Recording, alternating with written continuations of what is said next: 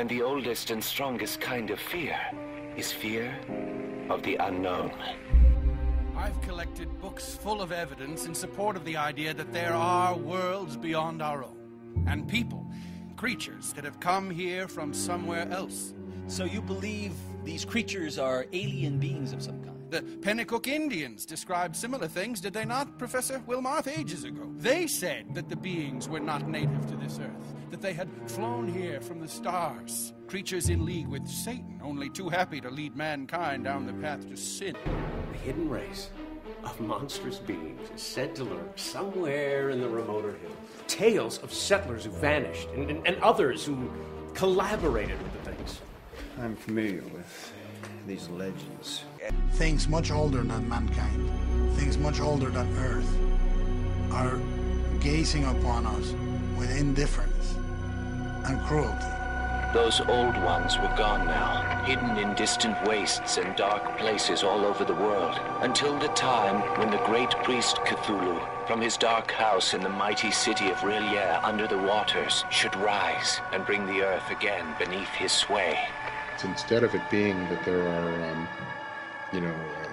demons and coming from hell, there are these weird tentacled creatures coming from other worlds into ours, and that they have been banished, and that they will return someday and regain what was once theirs. Prior to Lovecraft, if you read horror, if you read ghost stories, you always have a vision of a world which is fundamentally hospitable. God is looking after you. God is looking after the good people.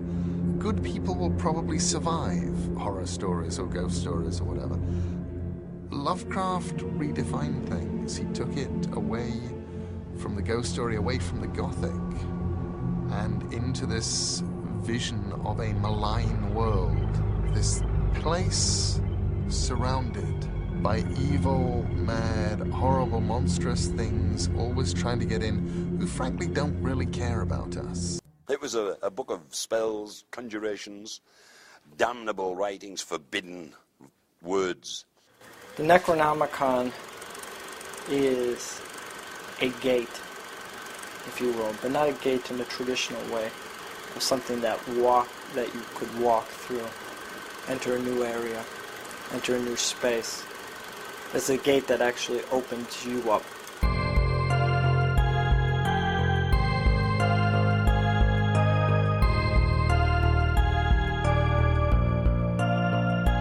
Is imagination simply contained in the mind, or does it tap into an unseen world with messages waiting to be told? There is a place where legends cross over into our world, where strange visions and whispers beckon, and superstition takes hold. Step into the Black Cat's shadow.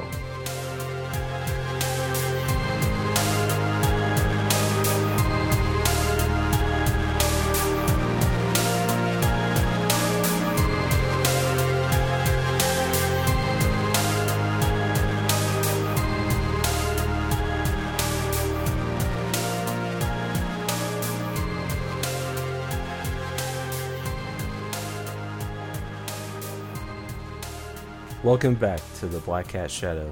Join us as we take a closer look at the cases of the strange and unexplained from all over the world, and how they inspire some of our favorite horror movies. My name is Andy, and I'm one of your hosts podcasting from Kansas City, Missouri. And I'm Dakota, and I'm coming at you from Olathe, Kansas. So, guys, we kind of got together, and I say guys because we have our good friend Dave Dubow. How are you doing, Dave? Doing well. What's up, guys? Not too much. Same old, same old. Having a nice stormy Kansas night. Yeah, it's disgusting over here in Texas. It's hot and then it's cold. It's yes, then it's no. I don't know what's really going on. Yeah, I'm sure. So I know we all kind of talked about it beforehand, but we kind of wanted to got on a limb here and talk about one specific thing. And Andy, I'll let you tell everyone what we're going to talk about today. Sure, yeah. So we've been doing our road trip of horror, and this month we've kind of taken a little detour. So we're going to continue that detour this week, and we're going to talk about an influential classic horror author by the name of H.P. Lovecraft. I'm sure most people have heard of the name H.P. Lovecraft. Maybe not as many have actually read his stories, but there's been a lot of horror movies that have been based on his works or influenced by his works. We're going to take a look at his life and just kind of where he came from and try to find out what inspired him to write about the things that he wrote about. And also, we're going to take a look at his influence on the world of horror. And, yeah, it should be fun. So, Dakota said we brought in our good friend Dave DeBose from deep in the heart of Texas to help us expand our knowledge of the unknown. So, H.P. Lovecraft, he was an American author, and he's mainly done horror fiction. He's done some other things as well, but that's pretty much what he's known for, is his horror fiction. But he really didn't get any recognition until after he was dead. He is one of the most influential horror authors, and he actually created the Cthulhu mythos. And I'm sure people have heard the name Cthulhu, and so we're going to kind of get into that, explain what that is, explain who Cthulhu is. H.P. Lovecraft, he grew up in Providence, Rhode Island, and his father actually died when he was like 8 years old, and he was raised by his mother and his aunts and his grandfather too. And his interest in the weird and bizarre actually started because his grandfather would tell him scary stories that he made up. And H.P. Lovecraft was actually a prodigy. He was actually saying poems at the age of 3 and writing them at the age of 6. And as he got older, he became more and more fascinated with chemistry and astronomy.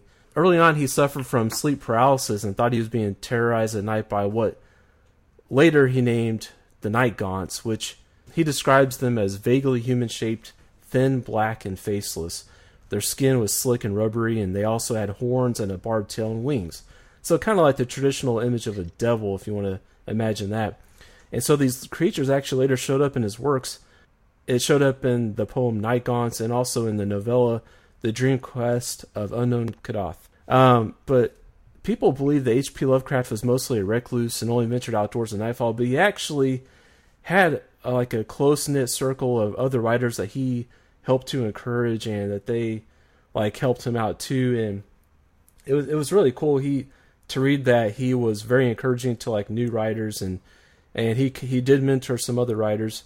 So after joining the United Amateur Press Association, he began getting his writings published, and he had some stories they had published, and he was building up his network among other amateur writers at the time.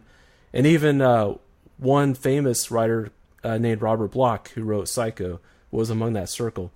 And his early works were largely influenced by Edgar Allan Poe, and who we also like a lot around here. But Dagon was written in 1917, and that was one of the first stories to introduce the elements of the Cthulhu mythos. And I wanted to kind of talk about one modern horror author that H.P. Lovecraft actually did influence a lot, is Stephen King. He says that H.P. Lovecraft's stories were what made him fascinated with horror and was the biggest influence on his writing. But it can be really tragic to think about how these writers that they existed in the 19th and 20th centuries went largely unnoticed until after their deaths, just like Edgar Allan Poe. They only gained recognition after they passed on. And H.P. Lovecraft was extremely sensitive to criticism, so he often didn't even try to sell his stories that he had written, and there was like collections of works just collecting dust. In the 60s, he did gain a cult following with the counterculture movement. It just kind of resonated with people more at that time, I guess, because there was a lot of like people kind of feeling like they didn't fit in. They just wanted to go against the flow, whatever. But actually now he has been recognized as a classic American writer by the Library of America. So he has gotten his credit now.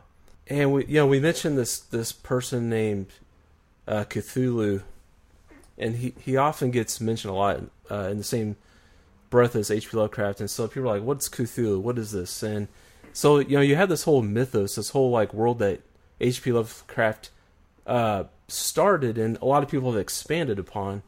And Cthulhu could be like viewed as like an old god. He's somebody that's and a lot of times in H.P. Lovecraft's writing, there's these old gods that have been like locked away in outer space or somewhere, another dimension, and they're usually evil, and they're just kind of waiting, biding their time until somehow like a gateway is open for them to cross back over into our world, and so they can take over.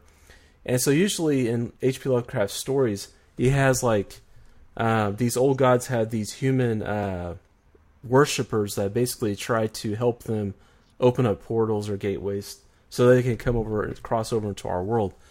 So anyway, so Cthulhu is one of these old gods, and he basically looks like, if you've seen Pirates of the Caribbean, and I think the guy's name is Davy Jones, like the guy with the octopus head.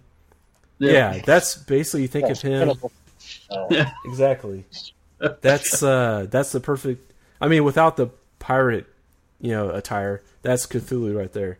Imagine Davy Jones like the size of Godzilla, and then that's Cthulhu for you. Something about H.P. Lovecraft. He was actually supposedly, there has been myths and theories that the reason why his stories are so interesting, and that he talked about, you mentioned the old gods in the Cthulhu mythos, is because he was touched by a demon, and everything he's written down was because of the demon, and he sees all these things in his mind. You mentioned the sleep paralysis. They said that it's because when he was a child, the demon came to him in his sleep, and that's what kind of gave him this view. And I think that's where he kind of came up with the idea, mentioning the sleep paralysis and the whatever you called them. What were they called? The night gaunts. Yeah, it's kind of like where he got the idea for that. There's always the myth about how Cthulhu will actually come through your phone if you answer a phone call from 666. Okay. Open up the devil's calling. No, it's just Cthulhu. Let him in. He's not that bad.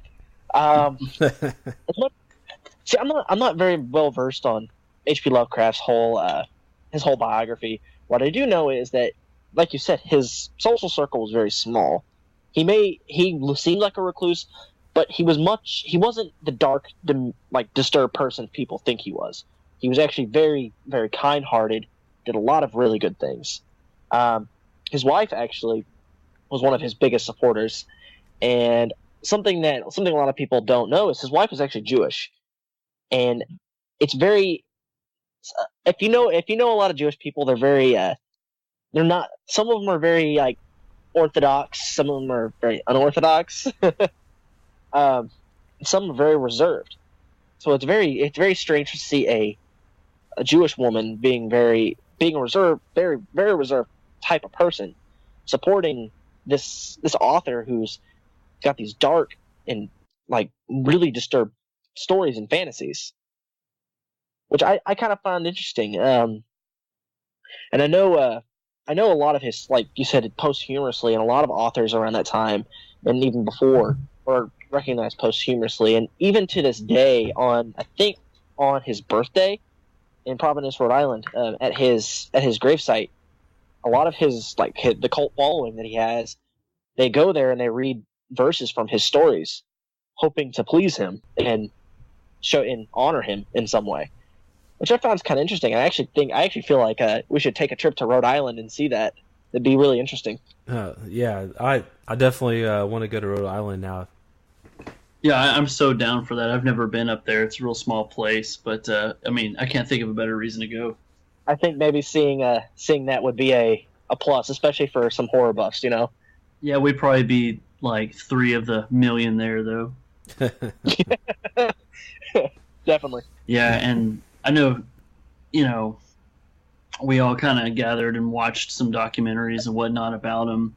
And I found it interesting that they were able to involve some relatives and include them in the documentary, and everybody was saying the same thing about his mom just kind of sheltered him and called him ugly and everything. And I'm like, ugly? Look at that guy. He's got the perfect chin. He could have been Superman right there. But I think that, everybody's a product of their environment. And, I I mean, I don't really know if he was, touched by a demon or whatnot, but some people say they're touched by God, so why not, right? I mean, there's a million things we'll never really know.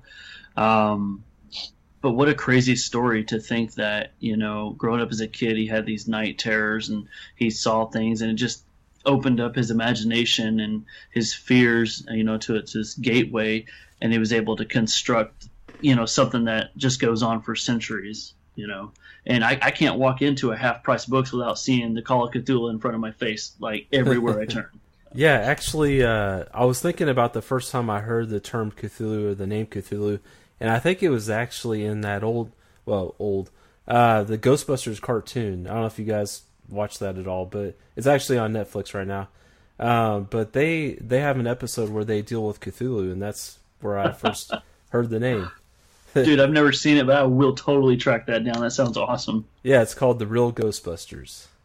And yeah, it's pretty cool. It does carry on the story of the Ghostbusters like after the first movie.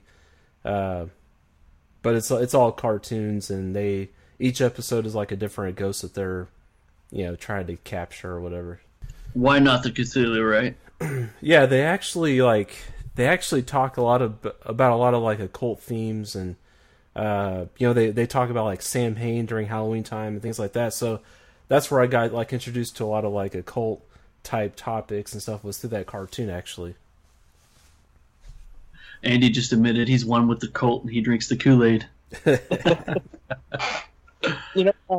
We mentioned the sleep paralysis. I just got an email. I had a while back. I had posted an ad on Craigslist to find guests for our podcast, and I found a guest, obviously, because I just got an email about it. She was actually mentioned in her email sleep paralysis, which right after you mentioned it, I got the email. So I mean, kind of weird, kind of crazy, right? She probably wasn't asleep. Yeah, probably wasn't at all.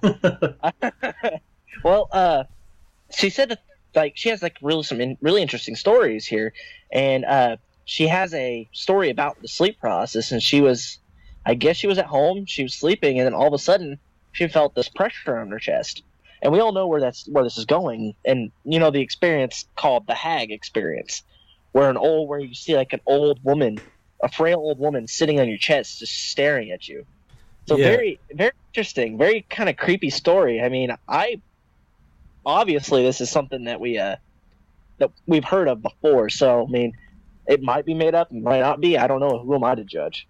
Yeah. And there's actually a documentary on Netflix called, I think it's called The Nightmare or something like that, and it talks. I've actually seen that. Is it pretty good? Yeah, I mean, if you know what you're getting into, it's a documentary, that really helps. Because it's got a super awesome cover. But a lot of it sells of it, but I feel like, unfortunately, it just kind of goes up and down. Like, what picks up eventually drops type deal. But, yeah, as soon as you said sleep paralysis, that's immediately what I thought about. Yeah. So I can't, I can't agree with that. I've never had that happen. I've nothing more than I've had a cat jump on my chest when I was asleep. And that'll wake you up, but yeah, I just push it off and go right back to sleep, so no worries. So, I had a question for you guys. With all the research and what you already know about H.P. Lovecraft, would you consider him a paranoid individual? Because he felt like so much of his environment was like out to get him. I mean, I think he even said, "I hate the moon." Yeah, no, he was afraid of like different people of like different ethnicities, and it comes out like in his stories too, just the fear of the other or the fear of the unknown. Well, I mean, I think that's kind of where we get the modern trope of the like the psychological horror movies. A lot of his stuff is psychological, and he has some physical horror involved too, but it mainly tricks your mind into thinking that there's something more going on. Which, I mean, is great. But, yeah, I think he kind of was a little bit paranoid. But at the same time, I think maybe it just kind of added to his character. I think maybe he knew later on down the road he was going to, like, maybe not, like, within the next, like, 100 years, which obviously it was in the next 100 years that he became extremely popular. Yeah, it's really unfortunate that same thing with Poe. If they would only known how amazing and inspirational they'd be to the horror genre and all my tattoos. But yeah, I was looking at some things that he said and the quotes and everything I heard, and some of it really fascinated me. Like I read some of the stories, and some of them I've had to reread. But just some like one-liner, some really simple sentences like "Life is a set of pictures in the brain," and then I'm like, "Huh." And I sit there and I think about that. I'm like, this guy's got it figured out, man, early on. Yeah, he knew all about the Matrix before it was cool. That's right.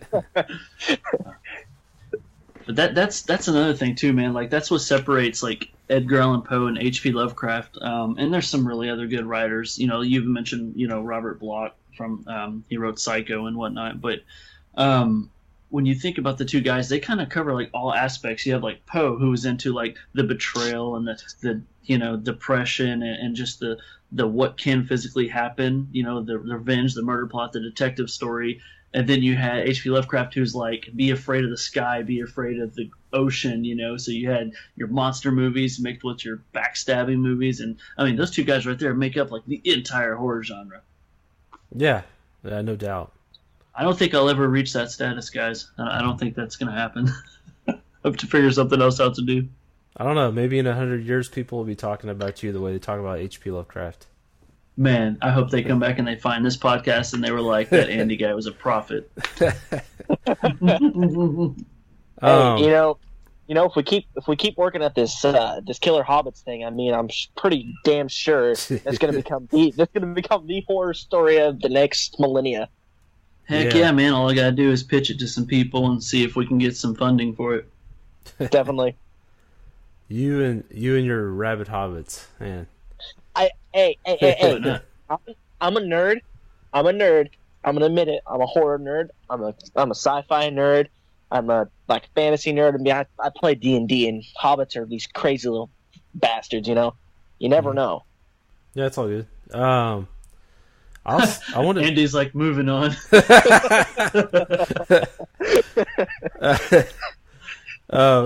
Hey, no, I dabbled in Dungeons and Dragons when I was in high school and stuff like that. I wanted to talk about he can't hold it straight. He's like, dang it.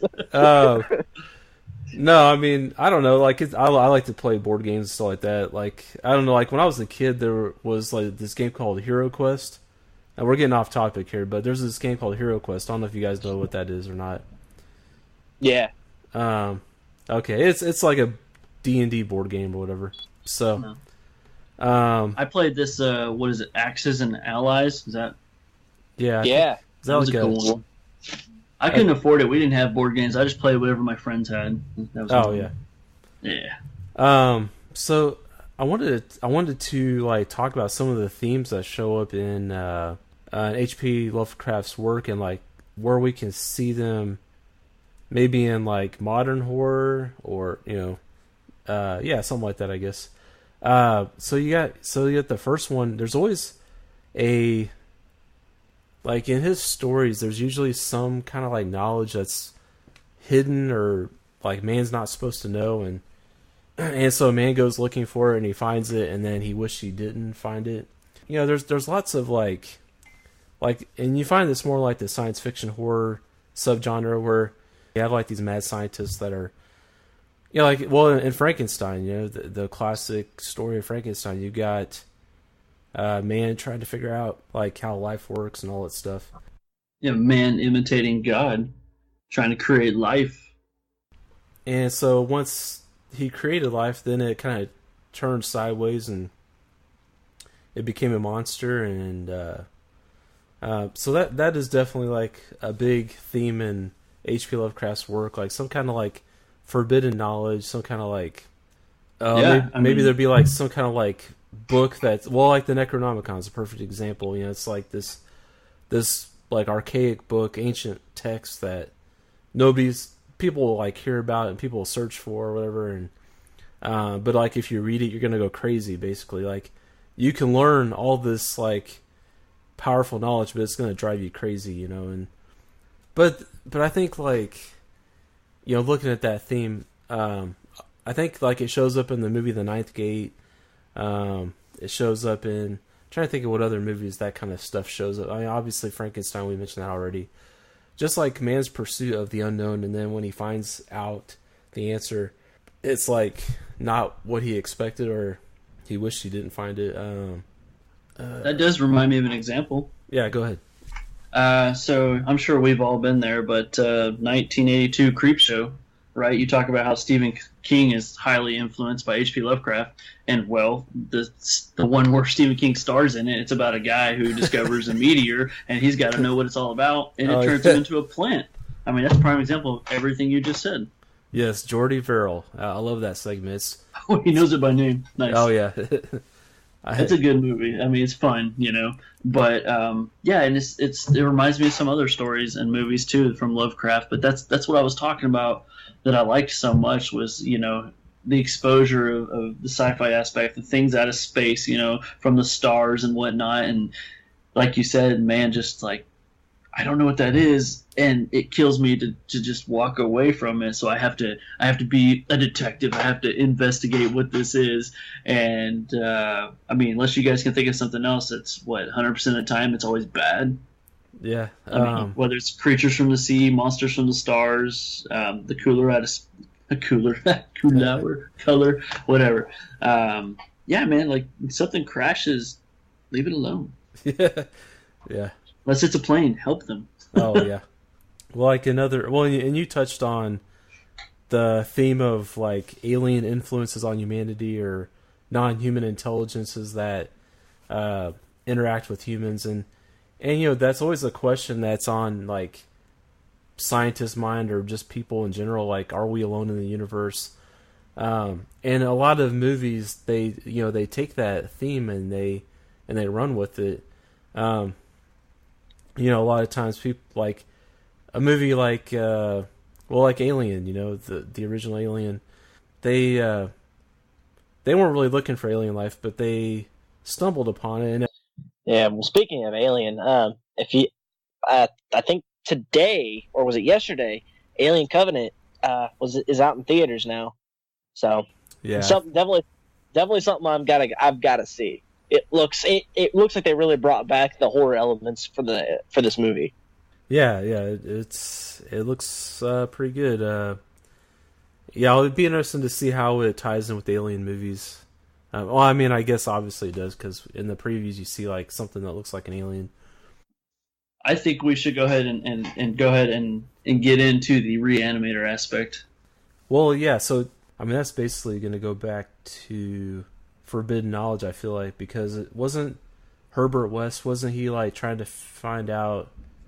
He was I don't remember how what the plot line goes, but he was trying to like bring somebody back from the dead, right? Or like, yeah, he was basically like almost like Dr. Frankenstein, where he just wanted to where Dr. Frankenstein created a monster, he wanted to reanimate dead tissue.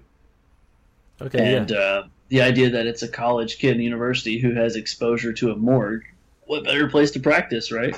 Yeah, definitely. I remember the main thing that stuck out for me for that movie was the special effects. Yes. It has great practical effects, and I think if it was made today, it would be all CGI, and I think that would take away from the story, definitely. Yeah, the effects in there were amazing. You're right, man, because there were just certain scenes, and it seems so simple, like, we're going to have a talking head. Okay, well, let's just cut a hole in the table. The guy can, stick his head through. We'll cover it with some blood and this.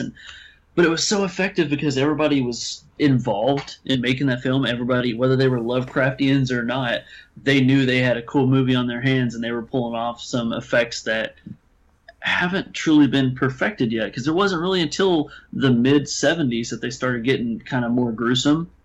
And I think Reanimator is actually one of, I won't say the best, but one of the best zombie films out there even today. I think the effects hold up good enough, but the idea is amazing. I've only ever seen it once. I mean, I was impressed. The producer, Brian Yuzna, it's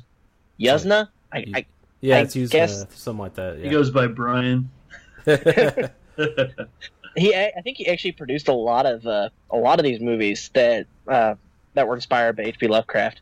I know he was one of the directors on on Necronomicon because there were 3 directors for all 3 stories.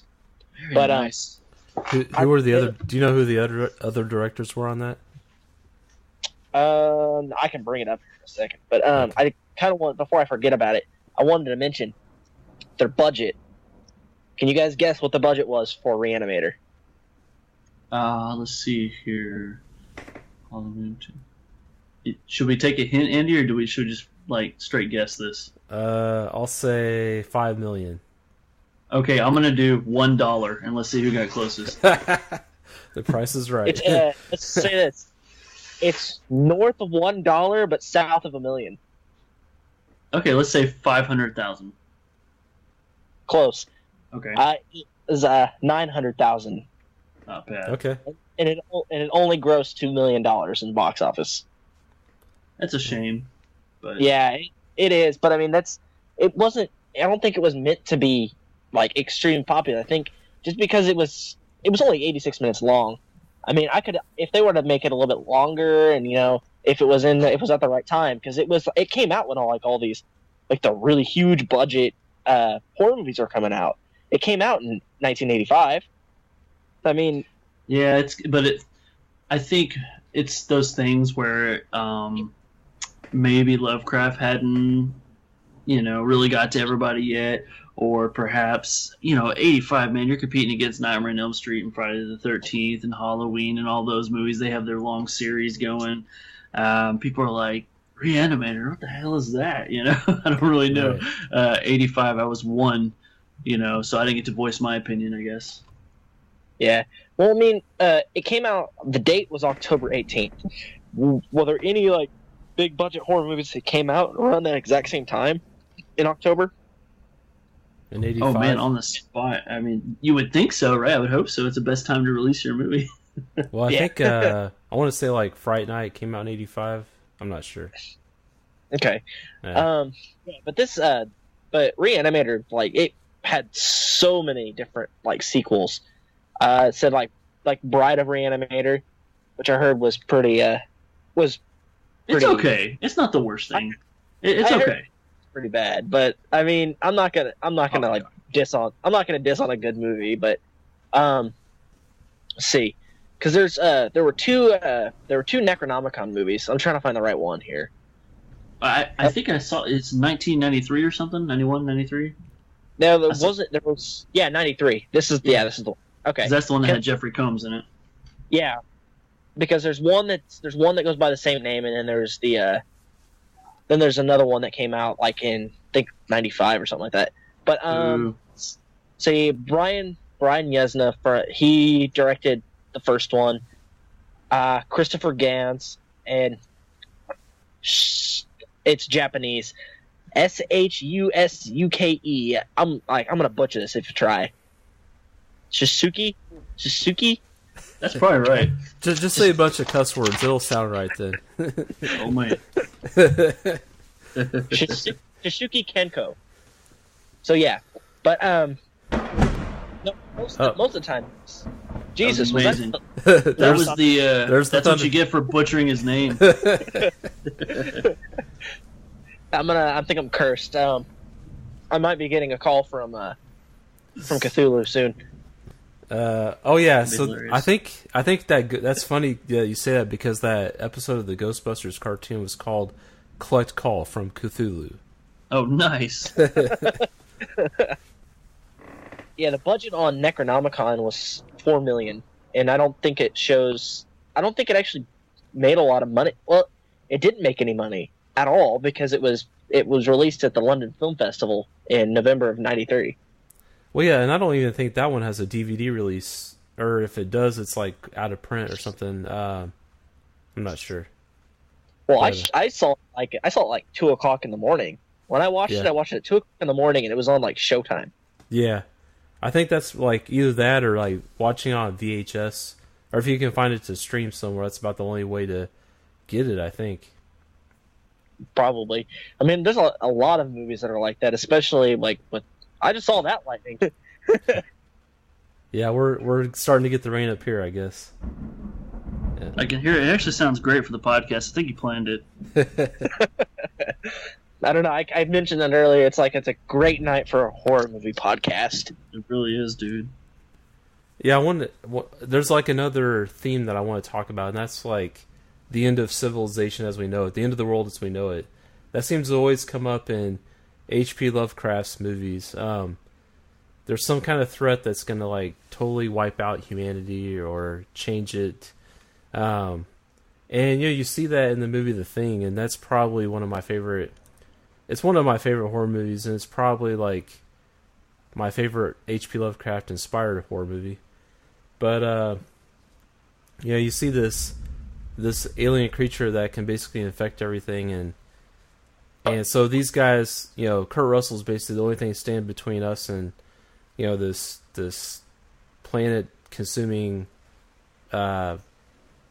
virus alien or whatever you want to call it. So, but yeah, it's an interesting theme. Like, and I think that it just like points back to H.P. Lovecraft's like fears. Yeah, I don't know. Dude, The Thing is a freaking awesome movie. It's probably when talking about that movie alone, it's one of the only movies where I can admit that the remake was better than the original. Whoa, you're like the first person I've heard say that. Well, I mean, you understand what I'm saying, right? Like the 1980 John Carpenter's The Thing is better than the original, which came out with Howard Hawks a long time ago. I'm tracking now. Okay. Oh man. But can I backtrack a second, or should I save it for the end? I went ahead and looked up all these horror movies from 1985 to see what the competition was. Yeah, let's you can. And you were 100% right. Fright Night was one of them. So good job on that. Yeah. But looking at the other possible competition, Dario Argento had 2 movies that year. There was Demons, which was awesome, and then Phenomena, which was also really cool. But Return of the Living Dead. I mean, that's another zombie movie right there. So. Stephen King, Silver Bullet. Andy, one you like, right? The Howling Part 2. Didn't you like that one? Oh, yeah. Either you liked it or you liked to bash it. I remember hearing it on one of the episodes. Well, it's one that I will like. It's one for like.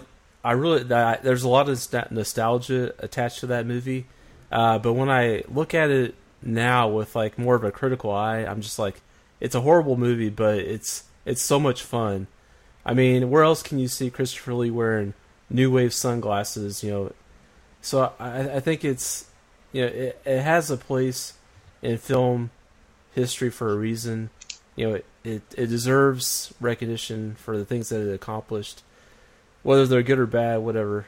Man, I forgot that Christopher Lee was in it. I had to write that down. I totally got to watch that movie. Oh, was Howling 2 in 1985? Mm-hmm. Okay. Yeah, okay. And then the only other one, I guess, worth mentioning, don't get me wrong, there was a lot of really crazy 80s splatter movies that are fun, but I expect them to have the same turnout as Reanimator did, but the King of Zombies himself had Day of the Dead out, so... Oh, yeah. Depending... there's some competition with zombie films in 1985. Mm-hmm. So, end of the world, like you said. I think another interesting thing that... Lovecraft talked about in the Lurking Fear was like family that just kind of like inbred, and they basically became these like cannibal mutants, and I think that's always an interesting theme in horror movies when you have, I don't know, whether they be like underground cannibal humanoids or whatever, Chud's one of my favorite. It's one of my favorite monster movies. Daniel Sturm is awesome. Yes. Yeah, actually, I haven't seen Lurking Fear, but I knew it was a Lovecraft deal. And man, I think I used to have the VHS a long time ago, and it slipped my hands and went to somebody else. And I kind of regret it since I started like reposting my VHS tapes for display. I'm like, damn it, I let that one go. Which one was it? Lurking Fear. I think I used to have that one. Yeah. Good old. I'm hoping to find it in a pawn shop for 50 cents one day. That'd be cool. Yeah. Well, I'm always out looking for stuff, so if I find it, I'll let you know. Oh, cool. Yeah, and I've heard you say many times you sell movies on something too, right? Like to help the podcast. I've got an eBay store, and so I try to find like some like kind of obscure horror movies, but I have like a little bit of everything in there. So yeah, and I should probably talk about it more because it's my business, but anyway. Well, if you find it, put it on there, man. I will snatch it. I know everybody out there is listening to us, and only you guys can actually see me. But check out this picture I have of the Cthulhu. It's freaking sweet. Oh yeah, that's cool. Is that from? What is that book that you got there? This book I have is a Weird Tales magazine from 2009. And I bought it because it's all Edgar Allan Poe, which wrong podcast, yeah, but I'm a Poe guy. But in the back, some people did their own renditions of Cthulhu, and I was thinking about it while you were talking, and I was like, I gotta find that picture. But I thought it was cool. And I think the Cthulhu, man, is really what drives him today. I mean, all of his stuff's great, but everybody takes Cthulhu and they make their own fan stories out of it, and this stuff's gonna carry on forever. Yeah, it definitely will. I did have a question for you guys. Which H.P. Lovecraft story would you like to see be turned into a modern movie, and with what actors? Should have known he was going to do some crap like that, right? Like, last time I was on here, he busted my balls over some Star Trek trivia, and I was like, I didn't prepare for this. Like, I love the questions. I just wish I had looked cooler having the answer. Let me think. Lovecraft modern movies. And it doesn't matter if it's already been made, right? We're just talking about a modern-day version? Just a modern-day version. It could be a remake. It could be anything. Actually, are you guys familiar with the story he wrote called Cool Air? I've heard of it. I've never read it, though.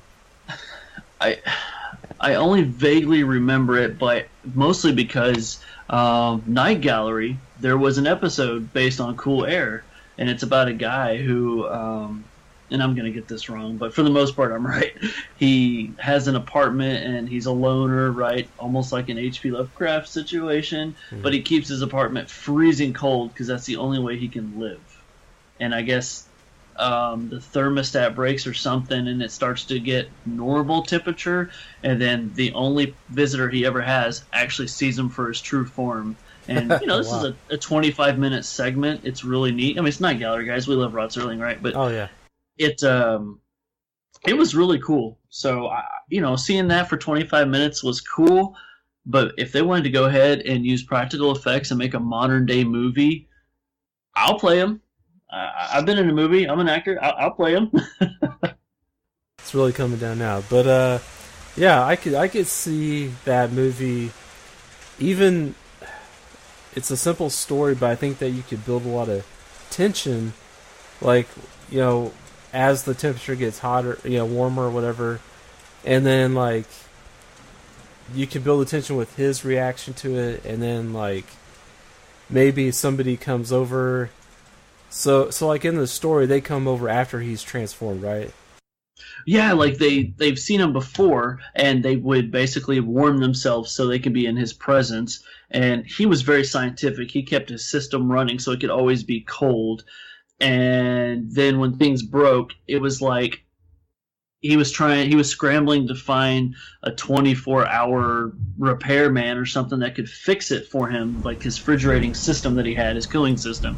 And there's like nobody to do it, right? Everybody's like, it's like 4 a.m, jerk, get your, just wait, I'll be over in the morning. And he's like, I'm telling you, I can't wait, And then when people come back to see him, he's like mutated and whatnot, and eventually dead, right? No spoiler, it's going to happen. But man, they could do so much cool stuff with that today.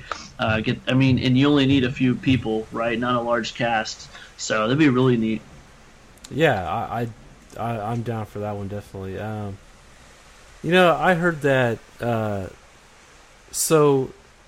We know that Guillermo del Toro likes H.P. Lovecraft. He's a big fan of his. In fact, when he did Hellboy, you can see he based a lot of Hellboy's story on H.P. Lovecraft mythology, like the Cthulhu mythos. So that's another place you can go if you want to look and see, like, what I'm talking about when I mentioned the old gods and things like that. He does a really good job of portraying them in the first Hellboy movie. But I guess Guillermo del Toro was going to make a movie adaptation of At the Mountains of Madness. And but he was working on it at the same time that Prometheus was being created.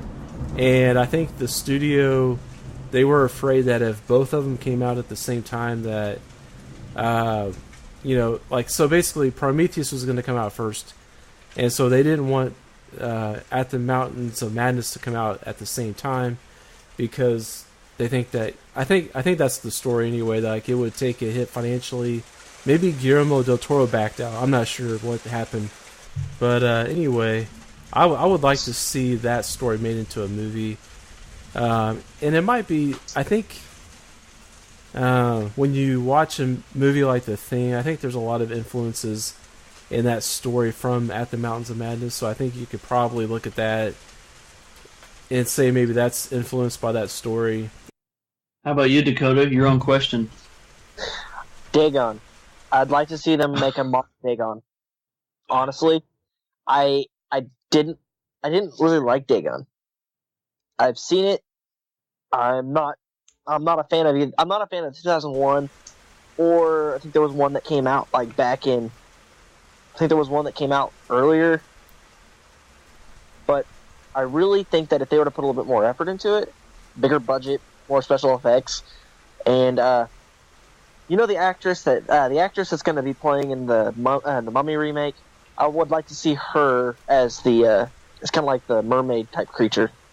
It'd be interesting to see what route they go with that. If they, kind of like Andy said, if they would do something like they did in Pirates of the Caribbean and just kind of make the creatures kind of like that, because they got squid people or whatever they are, it look pretty cool.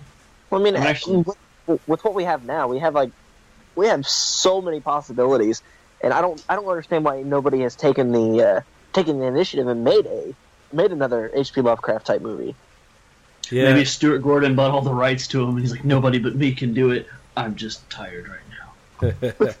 No, that's a possibility.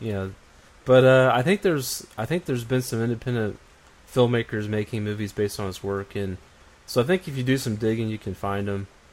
So thinking about if there's somebody that has never, and I guess maybe we're not the ones to really answer this, but I kind of looked up, if there's somebody that had never read any H.P. Lovecraft before at all, and they wanted to start off on a story, and maybe that's me, because I haven't read too much of his stuff.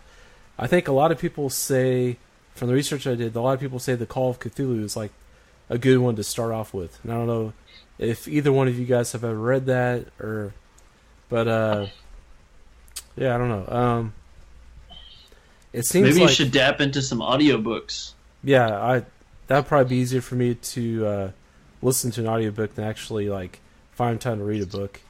Well, I just say there's a lot of platforms that now they have them for free, and so I've got to listen to some, and I know how to read, right? But sometimes having somebody read it to you, you're like, oh, okay, I can visualize that. I don't have to stop and think about what that means, Yeah. Well, and I think a lot of people, a lot of the fan favorites of his stories are At the Mountains of Madness, The Call of Cthulhu, The Shadow over Innsmouth, which I think that's what the movie Dagon was based on, I think. I'm not sure. If anybody wants to start reading anything with H.P. Lovecraft, there's a compendium out there somewhere, and it has has just a lot of his short stories, a lot of stuff that he was writing when he first started getting his stuff published. They kind of all combined all these stories into one little compendium, and I think maybe that'd be a good start, and then get into the deeper, the dark stuff. Which, I mean, even those short stories are pretty dark, but get into the more realistic novels after you read the short stories. That way you know what you're getting into. Yeah, and I think that, like we were talking about before we started recording, how, we pretty much, to get our H.P. Lovecraft fix, we just watch the movies that are based on his works, rather than, read his books. And I think sometimes with the older, I don't want to say older English, but it's not old English, but it's just the way that his style of writing and the words that he used, he was very intelligent, and it definitely came through in his writing. But I think that the level that he writes at is almost, maybe this says more about me than anything, but it goes over my head a lot of times what he talks about, when he's writing. So maybe I should just stick to watching the movies. I don't know. Yeah, I got a few of the books there, and they seem to always make a new version of the same book every 3 months with a cooler cover each time. Oh, I know. And, I think as long as you're not reading it super late at night and you're putting yourself in a position to not be able to focus on it, kind of like Dakota said, there are some variations of length, and there's some short ones, and Cool Air is a short one as well. That you could get into, and he's descriptive enough that it really does catch your interest, and you can compare it to some of the movies out there. I have read some. It's just been a while. I have some. There got a book over there. Actually, they're mixed in with the Poe books, but he definitely was really good with his imagery and put you in a position to really contemplate the idea of what if. Yeah, and I'm definitely surprised that we haven't heard more, and I'll do some digging and I'll figure something out, and I'll post something on Horror Mino or on Facebook, kind of going over like why after the episode's posted, of course. I kind of feel like if they really tried and they kind of brought back Twilight Zone, I think they should go into more of the Lovecraftian type stories and create those Twilight Zone episodes type of things with the Lovecraft stories.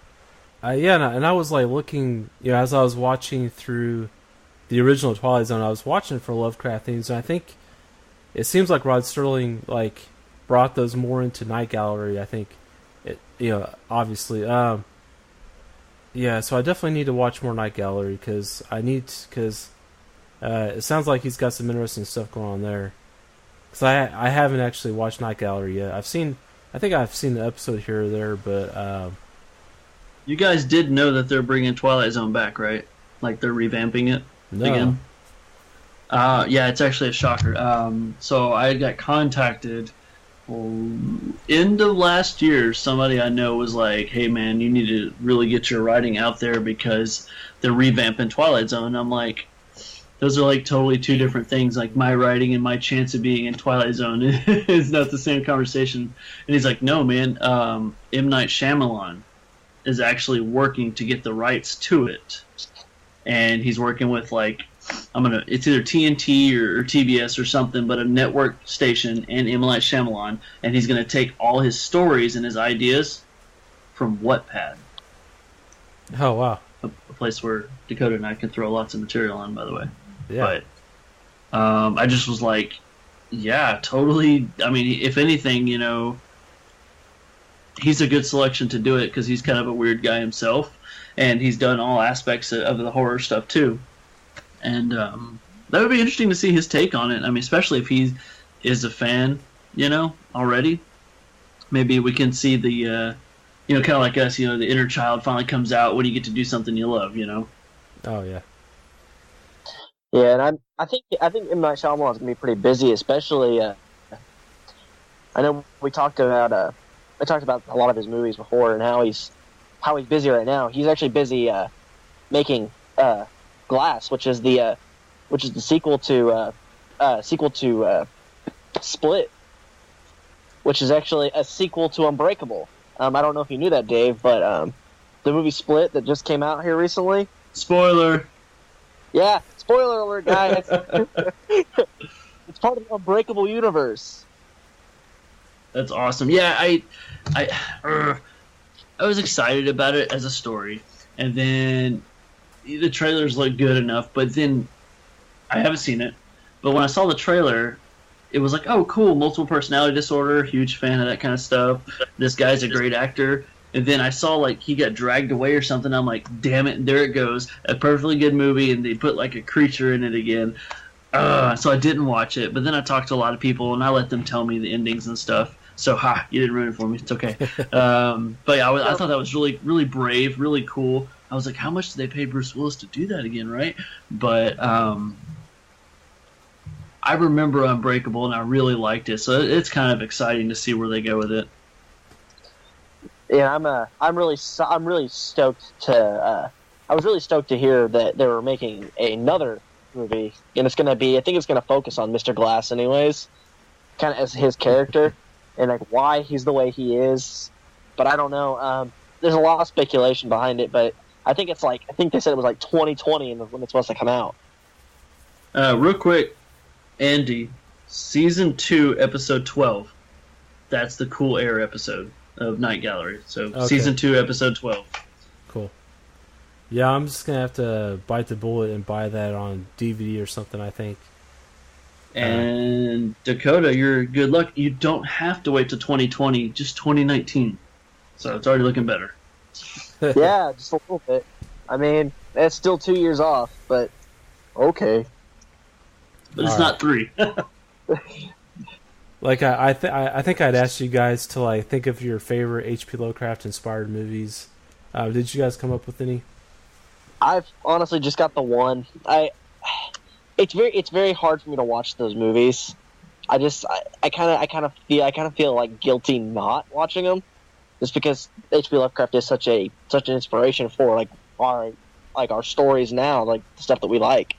But I really do like Necronomicon just because it was the first one I watched. It was also the one that got me into the mindset of the macabre and the darker stuff. Other than like the very first horror movies I've ever watched, but I really did enjoy Necronomicon. I enjoyed the idea of multiple stories being told parallel. That's pretty much all I can say about it. Not a bad decision, man. I mean, especially with that's like your gateway kind of to Lovecraft. You gotta love it. But for me, it was the 1965 Die Monster Die.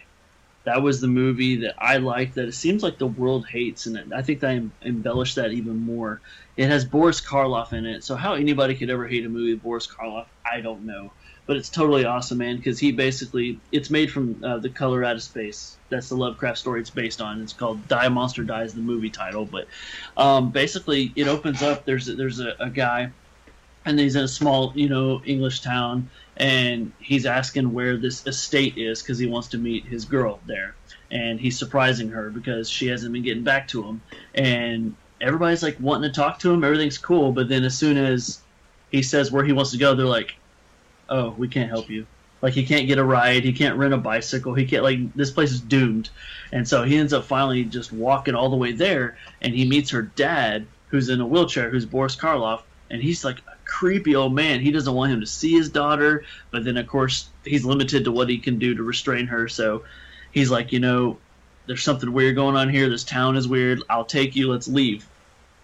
And it's not so easy because we find out that Boris Karloff has a barn in the back where there's all these mutated creatures and animals because he had found this like meteorite thing.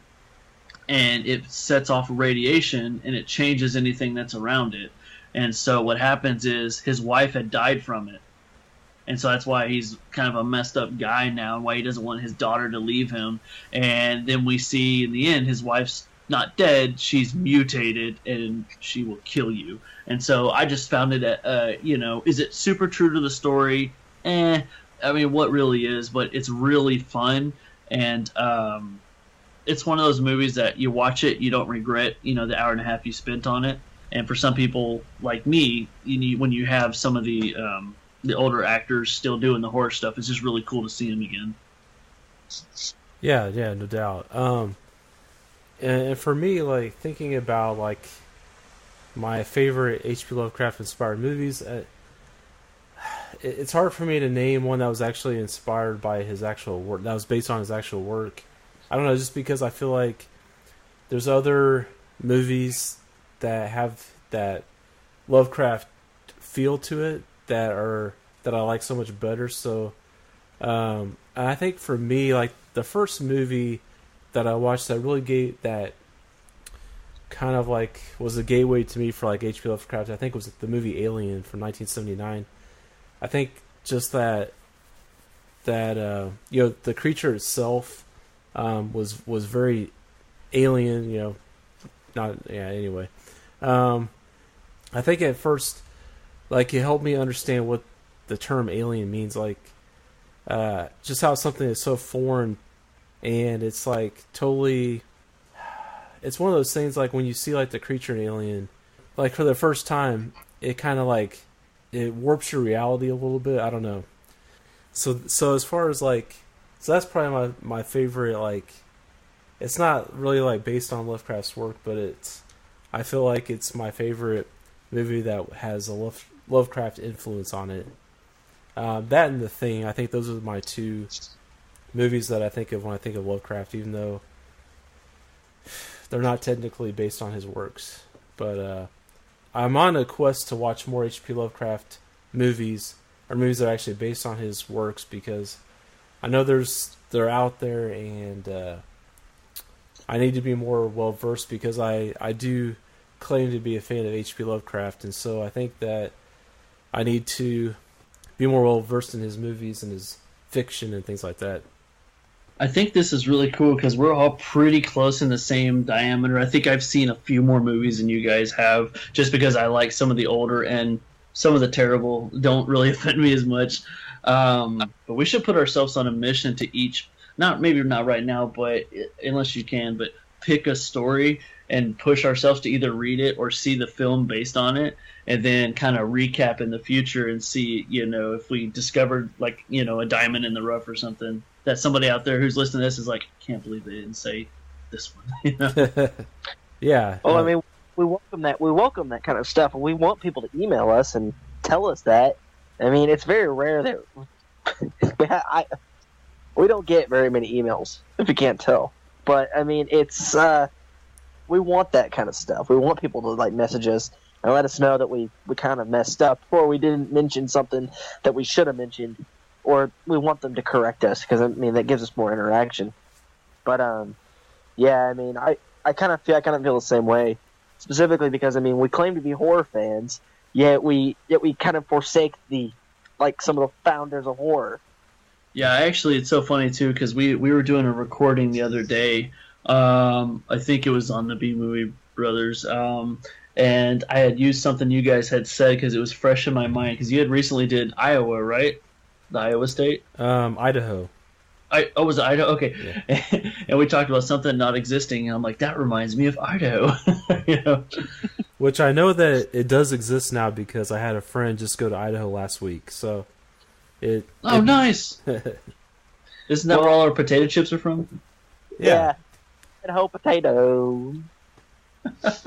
But my point with it, the reason I got off topic, is the idea of cross promotion and everything. So I'm going to carry this conversation across the media platform and allow myself to get butchered by some of my people, and invite them to come back to you guys, and we'll get some more Lovecraft discussions going. Oh yeah, no, definitely, that'd be awesome. I'd love, I think that there's something with Lovecraft's works that resonates with me, and yeah, I want to explore that more, and read more of his fiction.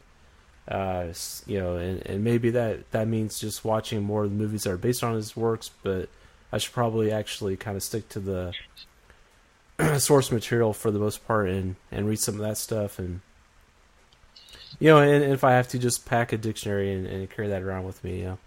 So. Well, I mean, that's the only way you're going to get through some of the books. Yeah. Wait, what is that word? Wait, does that even make sense? Yeah, it's like wanting to learn Enochian. Actually, thinking about it, over on my other podcast, we have Corey, who loves Reanimator, but Paul loves From Beyond, and we didn't even talk about From Beyond. Yeah. Is the actual story From Beyond? I know the movie's From Beyond, but is it the same name? I think so, yeah.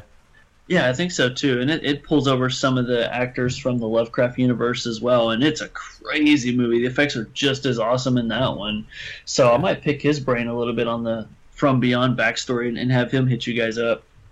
Yeah, that'd be awesome. Yeah, From Beyond is actually the name of the book, or the short story, or whatever it was. Well, how about that? That's awesome. And again, Mr. Jeffrey Combs. Uh-huh. And Barbara Crampton and Ken Foray. I remember them. Yeah. Yeah. And then Dr. Pretorius is played by Ted Sorrell. I'm trying to remember who that is. I'm trying to remember what I've seen him in before. I don't know, but I just remember that that was one of the VHS covers that freaked me out as a kid, was the From Beyond, because like the VHS cover has like his face like melting off or being stretched off or something. And I was like, what is that movie, you know, as a kid, you know, but did you reach around and grab something else at the time where you're like, I'm not watching this one? No, I think the face melter. Yeah, that makes me think of like, sorry, my cat's, I'm trying not to step on my cat here. He's actually a black cat, but oh, I'm surprised. That's awesome. But I think but anyway, no, I was just trying to think of like some other VHS covers, but that's kind of off topic. But if I was trying to think if there was any that were H.P. Lovecraft inspired. I know so for From Beyond. I mean, I know I saw the Thing cover all the time, but think about like all those. I'm sorry to cut you off. Those old 1950 horror movies. I know that was like the generation of radiation monsters and everything, but some of those had to have been Lovecraft based. I mean, so many creatures from the sea were coming out in that. Oh yeah, and that's all. They just didn't have the effects to make it look like Cthulhu, but we got the idea, you know. Exactly. Yeah. I mean, there was definitely something, and like I said, like in the, I don't know, like in the 60s too. Like I think there was people like, you know, with the counterculture movement, like people like experimenting with psychedelic drugs and talking about like opening doorways, you know, like the doors and the doors of perception and things like that. That's very Lovecraftian too. So you're telling me H.P. Lovecraft did not make the HP computer? What? It's not the same guy? Oh man. I think HP stands for something else. Yeah, Hewlett Packard versus Howard Phillips, but still hilarious. If H.P. Lovecraft made computers, they would have more tentacles, I think. That's right. But they do have gateways. Oh, yeah. Gateways need to have a Cthulhu button. That's right. They're nerds, right? Oh yeah, I was showing Dave. I discovered a Cthulhu emoticon earlier today. I think Dave texted me a devil one, and so I texted back a Cthulhu one. Yeah, it was awesome. It's kind of conversations we have. Kind of about the end of like what I had to talk about. I mean, there's like lists of like you can go online and find lists of movies that are inspired by his fiction and stuff like that. I actually like go on those lists all the time to try to find new movies to watch because I find movies that are not necessarily movies that are based on his works. Well, those, but then also movies that are just kind of Lovecraftian in nature. Those are some of the ones that I gravitate towards, and I want to see this old movie called The Haunted Palace. I wish I could move my camera. I have the poster right there, up there, because it is like a H.P. Lovecraft / Edgar Allan Poe world right there. Okay. Because that was based off the Charles Dexter Ward story, I think, right? Oh, nice. It's like the strange. Yeah. It's like the strange case of Charles. Yeah. Yeah, I think that's what. But it has to do with like a curse or something, a family curse. Is that what it is? I think so. Yeah, it's been a minute. I remember it had like Lon Chaney Jr. in it, which is cool. Oh wow, cool. Yeah, I definitely saw. You know, movies like that. There's a lot of older movies that are kind of like inspired by his stuff. I want to go back and check those out. And I just love like movies like the Lovecraftian like monsters and stuff are just some of the most interesting to me. I think that I forgot which one of you called it, but you nailed it, Ren, when you said that it's mostly indie filmmakers now doing it. You know, so we watch the old ones, but maybe we should, if anybody out there is listening, if you're a filmmaker and you are working on or have made something Lovecraftian, you should let us know about it because, man, you could be the one bringing it back, and we want to talk to you. I always thought I was going to bring Poe back, but still working on that one. Well, I guess if one of your stories like hit it big, you can say, "Well, I was inspired by Poe," and then it could be this whole Poe revival, and it'll have like nothing to do with it. Oh, it's totally inspired by Poe, of course. Speaking of, I know this is a Lovecraft thing, but, you know, we got three personalities here, so we kind of sidebar a lot. We finished filming our movie on Monday, and it was chaotic, man. Oh, cool. Yeah. I think is this going to be the first one for your TikTok films? Yes, this is the first movie for TikTok Cinema. It's called Roulette, and now we are in the post-production stages, so we'll see what we can do. Hopefully it's not a point where it's like, we got to refilm certain things because, oh my God, it's so hard to get back to detail on some things so it doesn't look obvious that you reshot a certain scene. Oh, yeah. But, man, how cool to get somewhere with that and maybe one day be like, let's do a Lovecraft film. I mean, we could totally write one. Yeah. That'd be kind of interesting. I mean, specifically just because, I mean, you're starting to get to that point now where you have a full plate anyways as it is. I mean, you start in these movies, you're acting, you're writing, you're doing multiple podcasts. I mean, you're on with us, like, this is like the third time we've had you on our podcast. You're on with the B Movie Bros, and you even have your own podcast.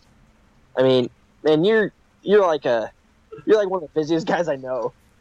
It's funny. Andy called me out too. He's like, "How many podcasts are you on?"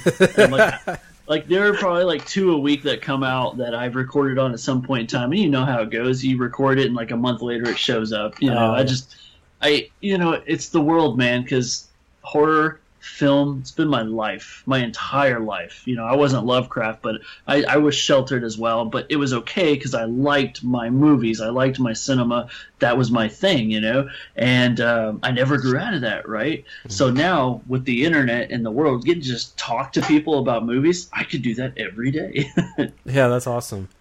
And I think that like me and Dave this is a little off topic, but me and Dave got to talking about this old movie called The Alpha Incident, because I saw this shirt you were wearing on one of your YouTube videos, and it's like, man, it's like I didn't think anybody else had ever heard of that movie, because the where I saw it was just on one of those Mill Creek box sets, and so I think it would be fun to like, I think there's a lot of like these hidden movies from like the 70s and you know whatever time period, but like there's a lot of movies out there that people just don't know about that are interesting, that have interesting stories. And maybe just it didn't get the right distribution or whatever reason, just people just don't know about it. But yeah, it'd be fun to like talk about some of these lesser known movies, and that'd probably be another detour for us, I'm sure, because seeing as how we are on our road trip of horror, we're gonna get back to that here one of these days. I think we just need to take a little detour, a little break from it. But I don't know, guys. Are you guys about done talking with H.P. Lovecraft, or anything other facet of his life that you want to explore? I like how in the beginning, before his writing mentality launched off, or before he was getting somewhat recognized for it, he was a ticket taker at a movie theater. I was like, I was a ticket taker at a movie theater. Awesome.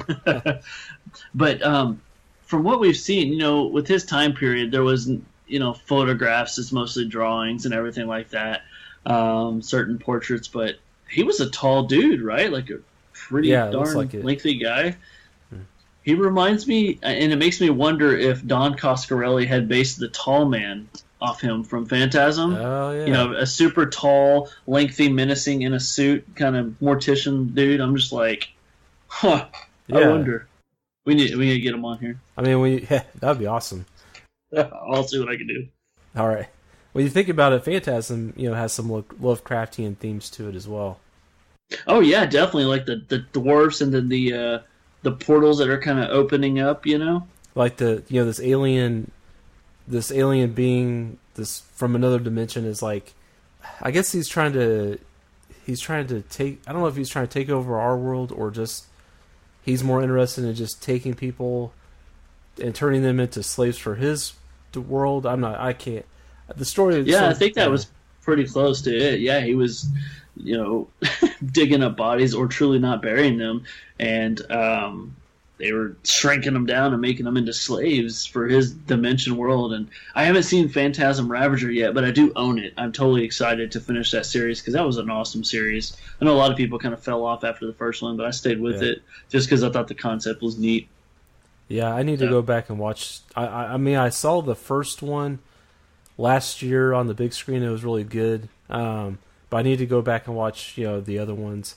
So now they're actually getting re-released on these box sets that are coming out. So, like parts 3 and 4 are going to be easier to find now. So that's great.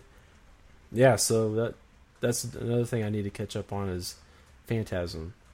So anyway, well, Dave, being our guest here, we definitely want people to find out more about what you've got going on in your world and the projects that you're working on now. So just share with the people what you're doing right now. Sure. So they probably know already, but we'll go ahead and ditch it out there to them because I try to promote both of you guys over on my stuff as well. Awesome. But yeah, man, hit me up anytime. Phantom Dark Dave, Phantom Theories. Twitter is my only social media platform besides the rare videos I put on YouTube with my wife. And you can also find me in Dungeon Radio. I do the Real Antiques web series, which third episode had just come out. So just, if you ever want to chit-chat with me, shoot ideas with me, podcast with me, whatever the case is, or if you think that Andy and Dakota should have me on here again for something else, maybe let them know, because I always enjoy talking to these gents. But yeah, that's at Phantom Dark Dave. Awesome. Yeah, well, share a little bit about TikTok Cinema too, if you would. Oh yeah, so TikTok Cinema was half my brainchild right here and half James Greening's brainchild. And I brought my wife in. We, James Greening, the manager over at Dungeon Radio, we sat down and had a 4-hour conversation. And we started talking about how much we love older horror movies and even film noir. And I love horror, but I also love every genre, like every genre of movies. I can watch anything. And we both had the passion for writing and wanting to make movies and stuff. And I've kind of dabbled in the filmmaking process a little bit, but it was always a behind-the-scene thing. And you guys know we had Scars come out last year, Dee and I. And, what it boils down to sometimes is you want to be able to take your writing and see what you can do with it and try to be the man behind the camera or girl behind the camera, and just, put your vision to life. And that's kind of what we started talking about. We were both really passionate about it, so we decided to spend some time behind the scenes and create a film company and, just put it all out there, get the financing, do everything we need to do. So we had just finished filming up our first film called Roulette, which is in the post-production process now. Basically, once that gets done, there's already 3 other movies, 2 of them already written, ready to go. But as anybody knows, the post-production process takes freaking ever. So we're going to try to get our first film out by Halloween because, like we said earlier, that's the best time to put out your horror movie. Oh, yeah. But, yeah, so just stay tuned for that. I'll post a lot more stuff on there, working on some really cool, like, interactive logos and whatnot. And the actual website's coming soon, too. Awesome. Yeah, we'll definitely keep up to date with you on that and let everybody know when Roulette comes out and when you get your website up so everybody can go over there and check out your stuff. Dakota, let people know what you got going on and how people can get a hold of you if they'd like to. Yeah, guys. I am still working on my novel. I put it on a back burner because I've been working a lot of stuff for the. I see you laughing over there, Dave. I'm working on our Killer Hobbits story right now. Got some decent ideas. Got a storyboard that I'm working on right now. Been pretty busy with some promotional stuff for our podcast, and I've got some announcements coming up soon that you guys are gonna like, and hopefully it's gonna help get you guys more involved. Also, I reached out to Clyde Lewis. I don't know if you guys know who he is. He's a radio personality for the Ground Zero program. He does a lot of stuff that was very similar to what we do. Talked about conspiracy theories, horror movies, like stuff that's inspired horror movies, monsters, aliens, whole bunch of stuff. I'm hoping that I get a response back from them, so maybe we get on some national syndicated radio. But that's a long shot. But well, never know. Yeah, hopefully that works out. But if you guys want to reach out to me, you you can always reach out to me on my email, Dax Shadowbane. It's DAKSHADOBANE@gmail.com. It's all one word. Just email me. Let me know what you guys think about our podcast, what you guys want to hear. Hopefully that gets us going. You guys can find me on Horror Amino, see some of the stuff I've posted. I'm kind of sitting on a back burner with Horror Amino just because I have a lot of stuff I've been working on. I'm getting ready to post some more stuff to Horror Amino probably within the next couple of days, just because I've got so much stuff that I should be doing that I'm not. But yeah, guys, just contact me and talk to me, because I mean, you guys are the real reason we do this. Yeah, and if you want to reach out to any of us, you can always send us an email at blackcatpodcast@gmail.com. And you can always go to our website, too, to catch up on all of our latest episodes at www.blackcatshadow.com. There will be all of our links there for iTunes, Stitcher, iHeartRadio. And also you can just directly listen to it on the website, as well as our eBay movie store. And so on Twitter, we are at Black Cat Podcast. You can follow me, and every once in a while see a news story that I share on there, some kind of horror headlines or interesting story that I find. That's another thing I should probably get better at, is posting on social media. But anyway, we're on Facebook and Horror Amino as well. We have Black Cat Shadow pages on both of those. And yeah, if you've never heard of Horror Amino, that's where all the kids go to hang out, I guess, nowadays. So go over there and check it out. It's a cool social media thing that's just all horror all the time. So anyway, not sure what our next episode is going to be yet, because we don't really think that far ahead. But we'll be working on something cool for you guys. A while back, we had a guest on here by the name of Hayden Zeke. Been following his Zeke Boy Films on YouTube, checking out a lot of their stuff, and I actually just went back through and watched what's the one? The one about the hillbillies. Oh, Hunt? Yeah, I just watched Hunt. And I let my family know. I just saw my family that's from Fort Scott. They have the last name Hunt, so it's very very funny. I let them know about it, and they said they'll check it out, see if it kind of matches their persona. Yeah, all right. Well, so that's everything we got going on. We hope you enjoyed our conversation about H.P. Lovecraft once again. One of the most influential horror writers in history, and he deserves all of the recognition that he gets. And anyway, I guess I should probably stop babbling and close out the episode. Anyway, so remember, guys, to take a closer look at the world around you, and you may just find that it is stranger and more mysterious than you thought, especially in the Black Cat Shadow.